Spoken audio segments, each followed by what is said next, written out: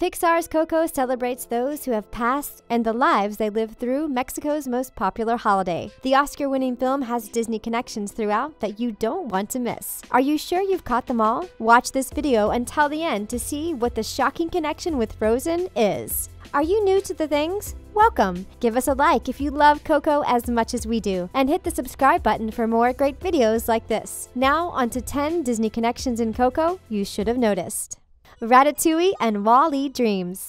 Coco has been touted as the film that will bring back culture and Pixar to the front lines. Pixar and Disney have created so many brilliant films together, it's hard to keep track. So they're helping us out by planting seeds from other films in their newest ventures. The most recent film, Coco, has a major shout out to Wall-E and Ratatouille that most people would have missed. But we got it here for you. In both these films, the main characters see their passions reflected in a TV set and have a conscious, heartfelt moment with themselves. Their dreams are reflected back to them, and this happens to Miguel in Coco as well. In Wall-E, we see the television reflection in his eyes as he sees his dreams fully. In Ratatouille, our lovable rat Remy watched his star chef on the screen as he dreams of being one himself. Then, in Coco, Miguel watches his dreams alive on screen as he dreams of becoming a genius guitar player. Discovering dreams is a typical theme in Disney films. Maybe this is because all the filmmakers themselves once watched films and saw their dreams of doing the same in the future.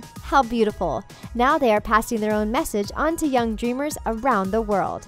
Nala theory. Pixar's capabilities are well known. They certainly got that right. However, we have an interesting theory on Papita. Papita is an alebrije, which is the Mexican papier-mâché or wood figurine that represents mythical animal mashups. They are not actually associated with the famous holiday that takes place on October 31st. On the Pixar team's research trips to Mexico, they loved the figurine so much they wanted to bring them into the film. We think Pixar subtly incorporated Nala from the famous Disney film The Lion King into their masterpiece of Coco through Papita. When the animators created the animals, it seems they used parts of Nala, especially her face. They obviously brought in their own craftsmanship and expertise that represented Mexican culture and adjusted the design based on what they wanted. Papita was created with an amalgamation of different animals, including eagle wings, a lion's body, a lizard tail, and the back feet of a chicken, then covered in beautiful colors. Her glows lights up those around her in the film and her loving persona. But don't you think Papita's welcoming face is eerily similar to Nala's from The Lion King? Looks pretty spot on to us. What do you think about this Disney connection theory, linking Papita and Nala? Perhaps it's Nala in the afterlife. The Incredibles 2. Pixar always leaves Easter eggs in their films for their next upcoming project. This time around, however, it seems they may have been slightly unsure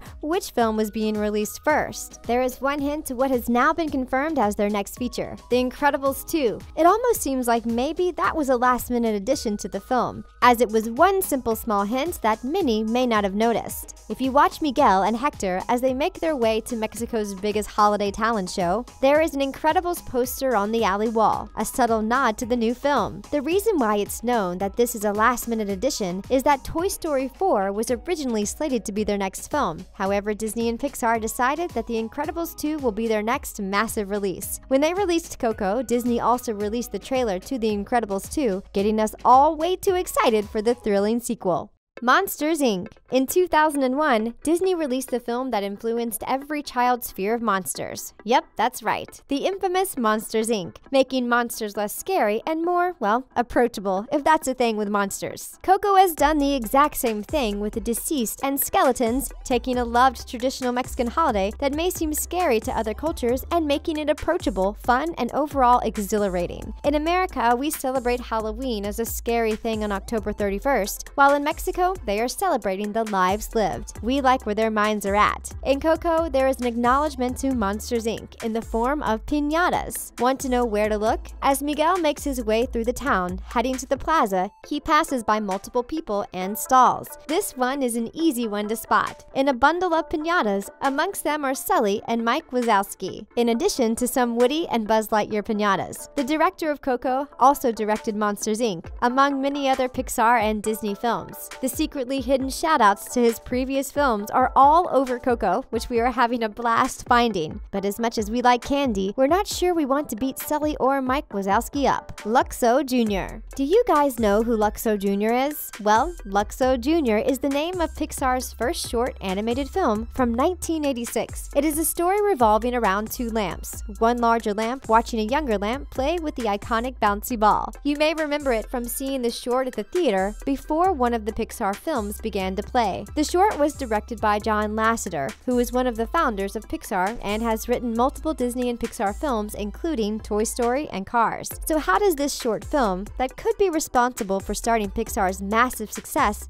connect to Coco? Well, if you watch closely, you can spot the famous red and yellow ball from Luxo Jr. In the scene where Miguel and Hector go to the Sunrise concert rehearsal area, Dante the dog gets in a scuffle with a monkey. In the background, you gotta be quick to spot the Luxo ball sitting on the desk. So basically, that's one nod in plain sight to the studio's creation. Another fun fact, if you're willing to try, the Luxo ball can be seen in almost every Pixar Disney film. So get spying and comment below if you found it. Toy Story. Anyone who loves Pixar is likely to love Toy Story. We're happy to say that we're obsessed with the Toy Story films and couldn't wait to discover all the clues in Coco to the upcoming Toy Story 4, which was originally going to follow Coco. Their slate has changed, and now The Incredibles 2 will be coming out before the fourth Toy Story. There are many shoutouts to the Disney films, the first being the Pizza Planet truck, which we saw in the original Toy Story film. The truck zooms by Miguel's house playing loud music. The sign on the roof has been adjusted to Pizza Planeta. Another reference to the excessively successful film is a little bit more subtle. At the beginning of the film, when Miguel dashes towards the center, he passes through colorful streets. You can see a bundle of piñatas strung up for sale. They are in the shape of Woody and Buzz Lightyear. But wait, we don't want anyone beating candy out of our favorite character, do we? Seen as the director, Lee Unkrich worked on the Toy Story films in multiple ways, such as co-director and story creation. Seems right he's giving a shout out to his beloved past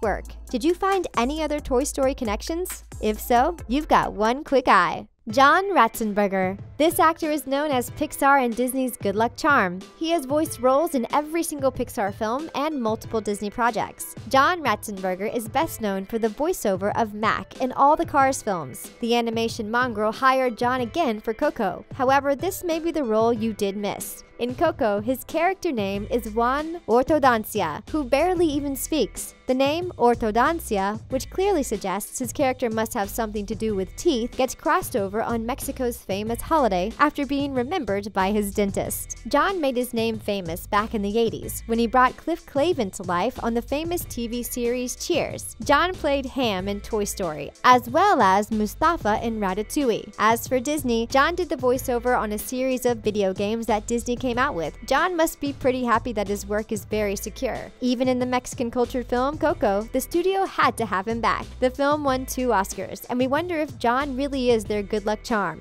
Guess we'll only find out when he isn't in one of the films. Sid Skull. Yep, we got another Toy Story acknowledgement for you. To the evil Sid that scared us all as children with his violence and volatility to toys. The director of Coco also directed Toy Story 3 and melded his passion for the 2 films together. The main image of the film, which was even sold on t-shirts prior to Coco's release, is from the original Toy Story film. Sid wears a black shirt with a white skull on it, which became an iconic image throughout the films, being identified as the bad guy. The skull is now the main image of Coco, but reimagined in a bright and colorful way. Another nod to the torturous Sid is at the talent show in the land of the deceased, where a DJ wears the exact shirt Sid wore during his lackluster performance. We feel like the skeletal DJ may even be saying that Sid passed and he's now a seemingly sad DJ in this alternate land. The theme of Toy Story and Coco is prevalent, and we've had a blast finding all the references, but the skull from Sid's shirt may be the best one, as it fits perfectly in with Mexico's most popular holiday. Pixar does it again. Finding Nemo. Coco was crafted meticulously for years, with proper research and even more work put into making sure Mexican culture was represented accurately. Disney and Pixar wanted Mexicans to feel proud of the film they created. So after all that work, we understand why the creators wanted to make some shout-outs to the work they're proud of.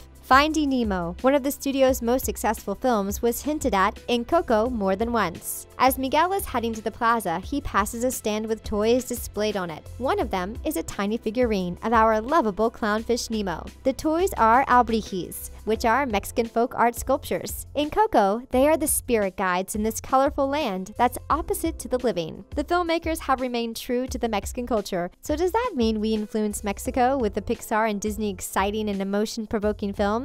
Frozen. Let It Go was one of the biggest Disney musical hits in the last decade, taking home numerous awards and even becoming popular as a solo track. The married songwriter collaborators who composed that Oscar-winning track is couple Robert Lopez and Kristen Anderson Lopez. The couple met with Coco director Lee Unkrich in 2011 to discuss writing a song for the film. For years, they thought about the music and came up with the film's anthem song, Remember Me, which won them their second Oscar at the 2018 Academy Awards. The couple's inspiration strikes at the oddest times. Years ago, on the F train, as Kristen was commuting from Brooklyn to Manhattan, she wrote the lyrics to Remember Me, just after her husband, Robert, cracked the melody that morning in his boxers. In an interview with Vanity Fair, the couple explained that they really connected with Hector Rivera's character. He wrote a love song about his love for his daughter. This was very close to their hearts, as they have two daughters themselves, and the two girls are their first critics. The couple always plays their music first for their daughters, and if they like it, they know it's good. Well, we couldn't agree more. This duo is unstoppable, whether with Disney or Pixar. Their music rings true in the hearts of their audiences. Remember Me will be played for years to come.